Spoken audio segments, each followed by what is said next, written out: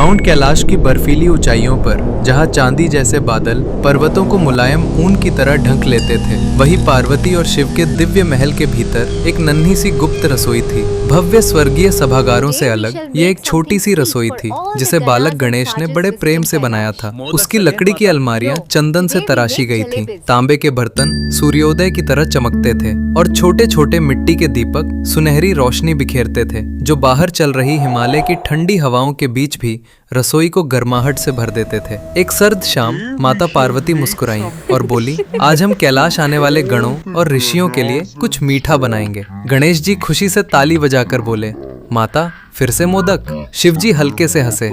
उनका डमरू चूल्हे के पास रखा था। नहीं पुत्र, आज हम जलेबी बनाएंगे। छोटी छोटी घंटियों की मधुर ध्वनि गूंज उठी जब माता पार्वती ने चांदी के कटोरे में केसर वाला घोल तैयार करना शुरू किया। गणेश जी अपनी छोटी सूंड से उसे ध्यान पूर्वक चलाने लगे, हालांकि बीच बीच में चुपके से स्वाद भी चख लेते थे। वहीं शिवजी शांत भाव से अग्नि के पास बैठे छोटे से कांसे के कढ़ाई में घी गर्म कर रहे थे। पास ही वासुकी नाग गर्माहट का आनंद लेते हुए कुंडली मारकर बैठे थे। धीरे धीरे पूरी रसोई इलायची और केसर की सुगंध से महक उठी। माता पार्वती ने कपड़े की पाइपिंग थैली गणेश जी को देते हुए कहा, ध्यान से पुत्र। पूरी एकाग्रता के साथ गणेश जी ने गर्म घी में गोल गोल जलेबियां बनानी शुरू की। जलेबियां सुनहरे मंडलों की तरह नाचती और छनछनाती हुई पकने लगी। शिवजी ने अपने छोटे त्रिशूल जैसी सींक से उन्हें पलटकर कुरकुरी बना दिया। बाहर कैलाश पर्वत पर बर्फ के फाहे गिर रहे थे, लेकिन उस नन्ही रसोई के भीतर प्रेम, हंसी